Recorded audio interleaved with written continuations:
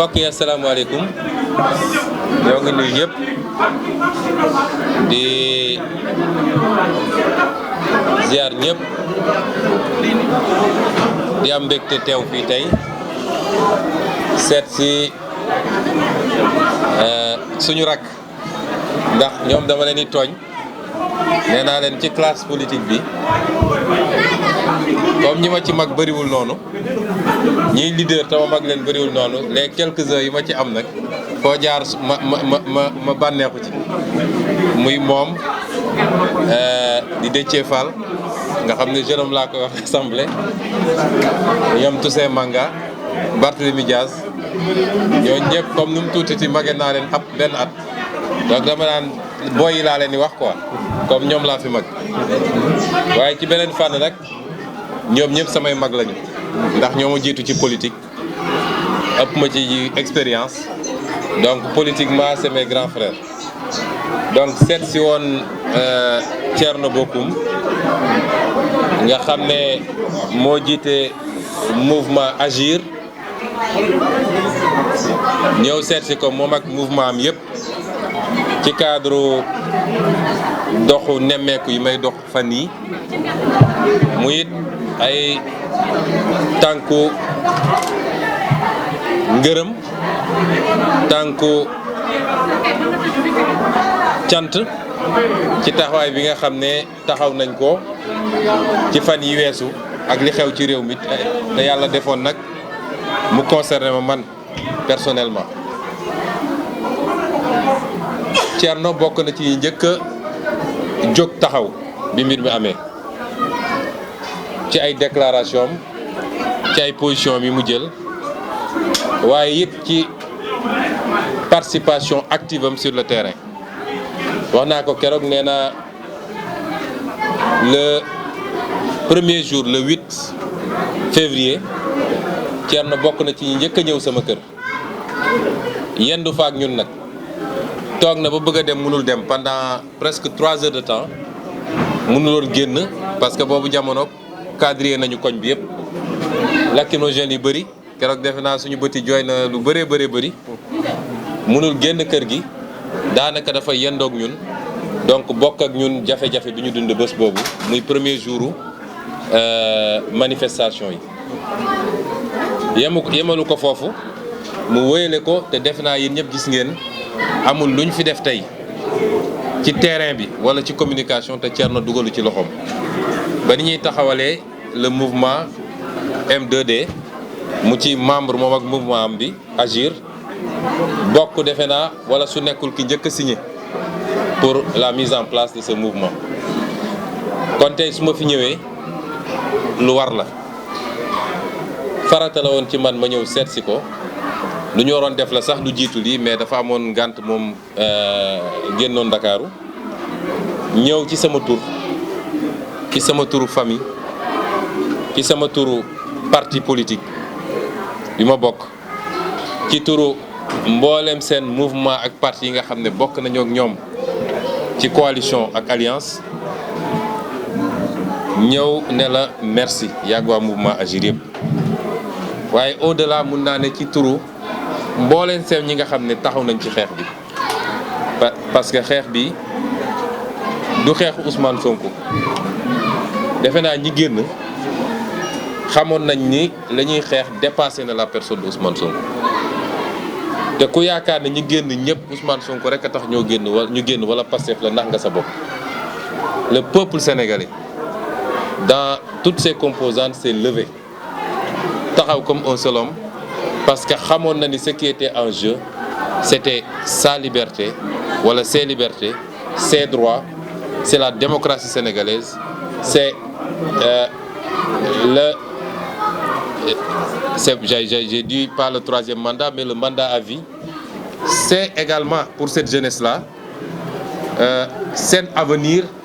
par rapport ak la perpétuation de régimes qui ont totalement échoué et c'est pourquoi Sénégalais génn en masse donc au nom de tous ces gens-là je suis venu vous dire merci et Thierno Bocoum ak le mouvement Agir loolu nag bettuñu ci Thierno parce que ku am seetlu di ci champ politique Sénégal bi Thierno a toujours été au devant des combats démocratiques dans ce pays toujours en tant que jeune politique en tout cas bi ñu koy ràññee ci politique ba léegi ci loolu lañ ko xamee man balaa may dugg politique moom mi ngi woon ci politique taxawaayam assemblée nationale ñëpp gis nañ ko defe naa li may def assemblée nationale moo ko njëkk a def et il le faisait mieux que moi moo tax bi ma duggee assemblée bu ñu njëkkee gis daf ma ne il faut nga ñëw ñu waxtaan parce que foofu beneen bërëb la am lu bëri loo xam ne ci nuy assemblée tëddee ak ni muy doxee waxtaan nañ ci mu jox ñu ci xalaatam donc Thierno est dans tous les combats démocratiques amul kuñ fi mus a bundu xatal te gisuñu Thierno wala musuñoo mener un combat boo xam ne c'est pour préserver ses acquis démocratiques te Thierno jiitu donc c'est un homme d'action pour la démocratie et c'est pas étonnant que son mouvement s'appelle Agir d'ailleurs parce que tout ce qui s'est passé dernièrement ça répond à ça Agir tàmmoon nañ di wax ni sénégalais yi c'est un peuple trop passif amorphe duñu agir kenn ku nekk ngi toog sa kër di gérer sa intérêt mais le peuple sénégalais nous a montré que c'est un très grand peuple c'est un peuple qui nous dépasse largement nous sa classe politique et c'est un peuple d'action quand il faut agir c'est pas un peuple anarchiste mais peuple la boo xam ne lu ñor dëgg-dëgg bu jotee lañ ci war a def nañ ko def kon Thierno merci encore mais au-delà des remerciements nee na ñun ñi ñëpp di politique am na jàngat ñu war a jàngat ci lii xew su dee mënuñoo tafsir message bi nga xam ne moom la ñu peuple bi jox ñii ñu jàmmaarloo woon te peuple bi ànd seeg ñun bu ñu moytuwul peuple dañu booleeg ñooñu peuple bi daf ñu lancer un message très fort peuple bëggatul dirigeant tappalekat bëggatul dirigeant wurujkat bëggatul dirigeant boo xam ne conception ci politique c'est la jouissance mooy man ak sama njaboot nu ñuy amee ay milliards bëggatul dirigeant boo xam ne lii ñu la dénk ci sañ-sañ ak mën-mën nga xam ne moomoo ko muy ci wàllu kopparu réew mi muy administration bi ñu teg sa loxo muy justice bi muy police ak gendarmerie renseignements généraux diplomatie lépp li nga xam ne teg nañ ko sa loxo te askan bi teg ko sa loxo di xaar en retour nga jëmale ko fuy soppi nekkinam fuy améliorer dundam peuple bi bëggatul loolu nga jël ko di ko détourner ci ay complot politique le peuple n'en veut plus et donc la ñu peuple bi wax mooy dafa bëgg politique bi sell politique lu noble la dem nañ ba Sénégal loo wax ñu ne la politicien nii mais politique dafa war a noble parce que servir sa askan la sonn pour sa réew baax la loolu mooy politique sooy affronter un adversaire il faut nga affronter ko sur le terrain politique mooy sur le terrain des idées des programmes et des opinions pas sur d'autres terrains te peuple bi bëggatul loolu peuple bi bëggatul situation boo xam ne nit am na sañ-sañ ne opposition dootul am ci réew mi je vais réduire l'opposition à sa plus simple expression loolu démocrate dina ko wax loolu mooy dictature ak parti unique parti état nga bëgg a teg ci Sénégal le peuple a dit bëggatul loolu c'est valable pour moom mais c'est valable pour ñun ñi ñëpp kon peuple bi li mu bëgg mooy na mbir mi sell peuple bi dafa soxla locomotive parce que suñu peuple bi ko jàppale tuuti ñu sori de allemand gënuñoo intelligent japonais gënuñoo intelligent coréen gënuñoo intelligent amul ku ñu ëpp intelligence te kenn gënul bëgg a liggéey suñu peuple bi ndaw ñi di jël gaal di dee ci océan bi bëgg a liggéey ak bëgg a tekki ak bañ gàcce moo tax ñu koy def kon ñooñu suñu amoon dirigeant yu baax yu delloo alalu réew mi ci réew mi au lieu ñu jël lépp tay la ko waa bitim réew ba pare rosit bi ciy des ñoom ñu séddoo ko loolu su amoon ci réew mi ci at yu néew yàgg naa ko wax tubaab moo naan nu may def ba émigrer Sénégal waaye Sénégalais dootul xaar nu muy émigrer tubaab et ce peuple attend cela de nous donc ñun ñii nekk ci champ politique bi rawatina nag suñu génération parce que ñun ñoo eggagul foo xam ne mun nañ ñu konteel eggaguñu fa donc su dee peuple bi am na yaakaar ci keneen ak keneen ci ñun la ko ëppee boole kook li ëpp ci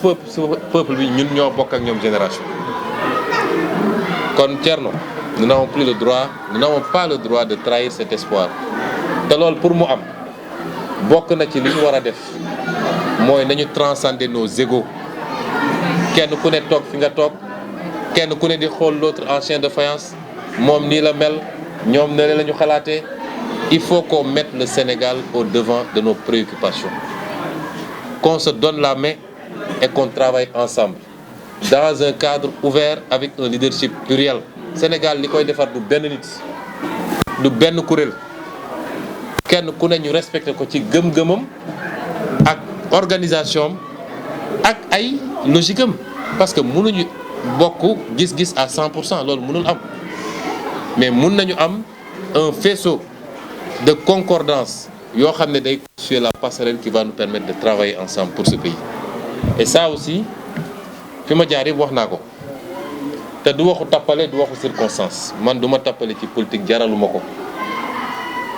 li ñu may as tuut ci politique on a toujours parlé aux Sénégalais avec le cœur lu ñu leen wax rek lu ñu gëm la te lu ñu leen wax bu ñu doxee tuuti gisal ko seen bopp kiy falu yàlla rek ko xam kii falu yàlla rek ko xam sànq nee naa la xoolal exemple Soumaïla Cissé ñaata at la def opposition bi ñu demee ba ñu ne moom rek a fi sës léegi benn virus boo xam ne kenn mënu koo gis ci bët moo ñëw ne ko doo falu kon kuy falu yàlla rek ko xam yàlla rek mooy décider au moment venu teewul nag kenn ku ne di nga sabab lu koy andi kenn ku ne di nga def sa effort te sabab bi du toog di galgalante ak déedéet dem ci askan wi wax ak ñoom askan wi saa yu bëtam xonkee su wëlbatikoo gis ni yow yaa ngi koy défendre nga wax ko programme boo xam ne mun na susciter espoir parce que c'est l'espoir qui fait vivre un peuple loolu rek mooy sabab bi mais sabab bi du toog naan diw xaaral ma galgal ko diw maa ngi xaar mu xalangu comme ça man ma am boulevard loolu nax sa bopp la donc loolu Thierno ñun de ñu ngi leen ci tàllal loxo comme niñ ko defee ñëpp dina am ñu koy comprendre parce que nag il faut battre le fer pendant qu'il est chaud ñu bëreeg ma naan da nga war a marquer une pause da nga war a noppalu ci dama ne tant que mi ngi am ay nit yu ñu tëj ci kaso bi te ñun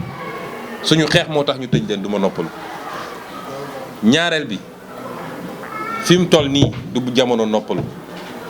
parce que dañoo jàmmarloog ay adversaires yoo xam ne ñun ñëpp gis nañu seen jikko ak seen melokaan gis nañ ni ñu toroxalee nit ñi ci 9 ans yi passé ni ñu jaayee nit ñi doole kooku boo demee nag ba xeex am ba yàlla def rapport de force bi inversé wu du jamono jii ngay dem tëdd daaj sa tànk ba moom mu xoggalikuwaat ñëw doggali la jamono jii la ñu mën a la ñu askan wi won mooy mi ngi ak ñun gëm naa ni téeméer yoo fi jël juróom-ñetti fukk yi mi ngi ak ñun man loolu laa gëm waaye loolu it dafa ànd ak organisation buñ ko bàyyee noonu muy wàcc di wàcc gëm naa ni opposition buy yeewu dina fekk c'est trop tard c'est pourquoi ma jàpp ni am naa ci aussi comme yow comme keneen ak keneen am naa ci rôle bu ma ci war a jouer mooy ci doxantu yi ñuy doxantu fu ma dem gannaaw jaajëfal gannaaw ngërëm j'ai lancé le même appel et c'est très sincère ñu nekkuñu ci ay calcul politique ku gëm yàlla da ngay xam ni yàlla mooy jox buñ doon wéet ñun dong it dinañ dem te luñ ci yàlla jox ñu xam ni lii la waaye li gën mooy ñi bokk gis-gis bokk yéene ci réew mi ñu joxante loxo parce que ñi ñu jàmmaar lool ak nu ñu munti mel mun nañu dóorante mun nañu saagante mun nañu tëjante kaso waaye bu desee lu dul seen intérêt séddoo ñu àndaat mel nañu meloon du ma wax terme yi nag kon tey ñun dañoo war a góorgóorlu ci bàyyi les petits problèmes subjectifs ku nekk di xoolee moroom neneen dañu joxante loxo ngir le Sénégal ngir le peuple sénégalais qui le mérite ngir cette jeunesse qui le mérite ngir ces femmes qui souffrent dans le monde rural qui souffrent ici en tant que mariées qui se réveillent à 4 heures du matin daj lu ne pendant ce temps ay nit di seddoo ay milliards kon loolu mooy tànk yi ñu ñëwoon yi ñu andi woon fii di ñaan yàlla en tout cas gis-gis yi dëppoo ba ñu mun a ci fan yu néew accélérer li ñuy def ba dajale nit ñi autour de l'essentiel, créer le bloc qu'il faut pour yeggali liggéey bi parce que nag am na lu jot a am ñun ñëpp xam nañ ni am na fu nguur di yegg nguur googu nërmelu na xoggaliku moo fi des ak jaay guerrier waaye ñëpp xam nañ ni am fu bu ñu jëluloon suñu responsabilité waxtaan ak sénégalais yëpp pour ñu bañ a egg fenn fi ku dem tey beneen situation mooy am Sénégal kon il s'agit de terminer le travail dans le respect des principes démocratiques et de l'état de droit et nous avons la possibilité de le faire ensemble loolu moo newoon suñuy tànk kon seer na ñu ngi leen di gërëm yaak mouvement Agir yëpp merci